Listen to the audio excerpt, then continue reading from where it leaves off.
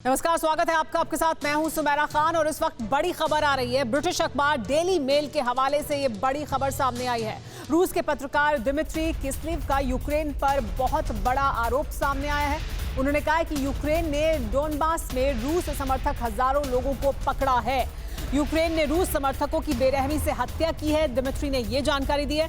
राष्ट्रपति पुतिन के बेहद करीबी हैं दिमित्री किस्लीव, और दिमित्री किस्लीव ये दावा कर रहे हैं कि रूस समर्थकों की बेरहमी से हत्या की गई है यूक्रेन द्वारा। यूक्रेन ने हजारों रूस समर्थक लोगों को गिरफ्तार किया और उसके बाद उनकी हत्या कर दी है। ये जानकारी ब्रिटिश अखबार डेली मेल के हवाले से सामने आई है। दरअसल ब्रिटिश अखबार डेली मेल को बताया है रूस के पत्रकार दिमित्री किस्लीव ने, और उन्होंने बताया ये है कि यूक्रेन ने रूस समर्थक लोगों को पकड़ा और उसके बाद उनकी हत्या कर दी।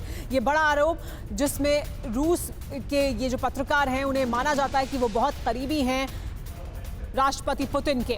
ऐसे में ये जानकारी सामने आ रही है। तनाव बहुत ज्यादा बना हुआ है यूक्रेन बॉर्डर पर। रूस की सेना वहां मौजूद है और कोई भी इस तरह की खबर टिपिंग पॉइंट साबित हो सकता है, एक आखिरी कील साबित हो सकती है। और ऐसे में ये बड़ी खबर, बड़ा आरोप जो रूस के पत्रकार दिमित्री किस्लीव ने लगाया है। उन्होंने बताया कि किस तरह से जानकारी उन्हें मिल रही है, जिसमें ये बताया जा रहा है कि रूस के समर्थकों को यूक्रेन ने पकड़ा और उसके बाद उनकी हत्या कर दी है। राष्ट्रपति पुतिन के बेहद करीबी हैं दिमित्री।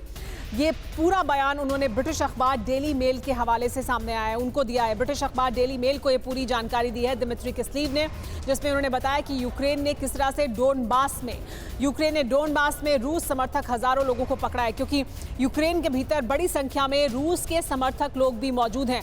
रूस पिछले काफी समय से कोशिश करता रहा है कि कैसे यूक्रेन में रूस के समर्थक लोगों को बढ़ावा दिया जाए, उन्हें और ताकतवर बनाया जाए। और अब जानकारी ये मिल रही है कि रूस के समर्थक लोगों को डोनबास में यूक्रेन ने पकड़ा और फिर उन्हें मौत के घाट उतार दिया गया। ये बड़ा आरोप है जो यूक्रेन पर लगा रहे हैं दिमित्री किस्लीव। इस पर और ज्यादा जानकारी के लिए हमारे साथ अभिषेक उपाध्याय जुड़ गए हैं। अभिषेक, जिस तरह के हालात अभी बने हुए हैं यूक्रेन बॉर्डर पर, रूस की जितनी बड़ी संख्या में सेना वहां मौजूद है, ऐसे में इस तरह की खबरें अगर सामने आएंगी तो वो तनाव को और ज्यादा बढ़ाएंगी और ये बहुत ज्यादा खतरनाक हो सकता है कि जिस तरह की खबर सामने आ रही है, अगर इस तरह की खबरें सामने आएंगी और इनकी पुष्टि होती है तो।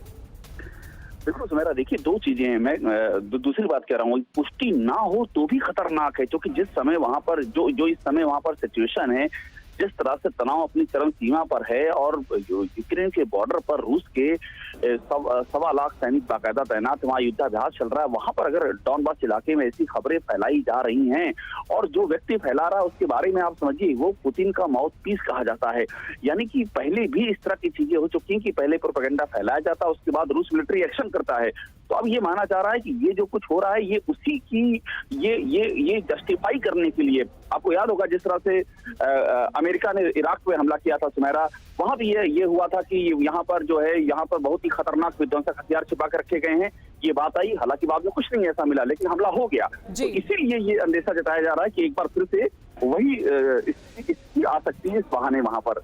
यानी ये पूरा जो घटनाक्रम है जिसकी जानकारी अब सामने आ रही है, ये एक प्रोपेगेंडा के तौर पर भी इसका इस्तेमाल किया जा सकता है। हमारे साथ रामेश्वर सिंह मॉस्को से जुड़ गए हैं, पत्रकार हैं, उनसे बात करते हैं। रामेश्वर सिंह जी, किस तरह से देखते हैं आप इस खबर को, जब व्लादिमीर पुतिन के बेहद करीबी दिमित्री किस्लीव ये बयान देते हैं, बताते हैं ब्रिटिश अखबार को कि कैसे रूस समर्थक लोगों को न सिर्फ पकड़ा गया बल्कि उनको मौत के घाट उतार दिया गया। क्या ये रूस की तरफ से एक तरह के प्रोपेगेंडा टूल की तरह इसको इस्तेमाल किया जा सकता है? क्या इस तरह की कोई कोशिश हो सकती है ताकि अगर वो अटैक करता है या हमला करता है यूक्रेन में जाकर तो वो उसको जस्टिफाई कर सके? क्या उस कड़ी से जुड़ा हुआ इसको देख सकते हैं? नहीं, बिल्कुल नहीं, बिल्कुल फेक न्यूज है और इसको तो चेक करना होगा, क्योंकि यहाँ पर ऐसी कोई खबर नहीं है। और जहाँ तक मेरा ख्याल है बिल्कुल टोटली ये फेक न्यूज है। जो मेल न्यूज ने दिया है ये फेक न्यूज चल रही है। तो कोई ऐसा स्टेटमेंट दिमित्री किस्लीव का अभी तक हमने नहीं देखा, न यहाँ पर आया है। जी हाँ, बहुत शुक्रिया रामेश्वर जी इस बात पर प्रकाश डालने के लिए। यानी अभी जिस तरह का तनाव है यूक्रेन में, जिस तरह का तनाव यूक्रेन के बॉर्डर पर है, तमाम तरह की खबरें सामने आ रही हैं और रामेश्वर जी को लगता है कि ये दरअसल फेक न्यूज़ है और इस तरह की तमाम खबरें सामने आ रही हैं। हमारे साथ अभिषेक भी मौजूद है लगातार। अभिषेक, रामेश्वर जी को आपने सुना, उनका ये कहना है कि क्योंकि इस तरह का तनाव बना हुआ है तो तमाम तरह की खबरें सामने आ रही हैं और इस तरह का बयान अभी रूस में सुनाई नहीं दिया है, दिमित्री किस्लीव की तरफ से भी नहीं कुछ सुनाई दिया है। तो क्या इस तरह की फेक खबरें भी अब बहुत सारी, क्योंकि अलग अलग जगहों से अलग अलग तरह की खबर सामने आ रही है, लेकिन ये ब्रिटिश अखबार डेली मेल ने इस खबर को छापा है, तो फिर क्या वो फेक खबर हो सकती है? देखिए, आप सबसे बड़ी बात आपने कही सुमेरा, जो आपने इशारा किया कि ब्रिटिश अखबार डेली मेल ने छापा है। खबर फेक है, खबर सही है, ये छोड़ दीजिए, ये बात की बात है। मुद्दा ये कि खबर किस दौर में ये आ रही है और इतनी प्रोमिनेंटली डिस्प्ले हो रही है, उस दौर में खबर आ रही है जिस समय तनाव इस सीमा पर है कि अमेरिका कह रहा है कि कभी भी अटैक हो सकता है। अटैक की बाकायदा डेट डिक्लेयर की जा रही है, किस तारीख को अटैक होगा। वहां से इवैक्यूएशन शुरू हो गया, अमेरिका ने कह दिया कि हमारे नागरिक यहां से हट जाएं, मिलिट्री इवैक्यूएशन नहीं करा पाएंगे। इस दौर में अगर इस तरह की खबरें आती हैं तो आप ये समझ लीजिए कि खतरा इसी बात का है कि अगर रूस कल को कोई ऐसी मिलिट्री स्ट्राइक कर देता है इस नाम पर कि ऐसी बातें आई तो हमने ये किया। और देखिए, इन चीजों की पुष्टि में तो बहुत वक्त लग जाता है, पुष्टि होती भी है, नहीं भी होती है, लेकिन उसके पीछे जो हो जाता है वो बड़ा ही भयावह है। बिल्कुल अभिषेक, और रूस ये मानता है कि उनका और यूक्रेन के जो रहने वाले लोग हैं उनका डीएनए एक है। रूस ये किसी भी तरह से स्वीकार करने के लिए तैयार नहीं, और इसी वजह से तो ये सब कुछ हो रहा है। वो ये तैयार करने नहीं है स्वीकार करने के लिए कि यूक्रेन नाटो का हिस्सा हो सकता है, यानी उसके द्वार तक आ सकता है नाटो। आपसे आगे भी जानकारी लेते रहेंगे। परवाह देश की, सोमवार से शुक्रवार रात 10 बजे TV9 भारतवर्ष पर।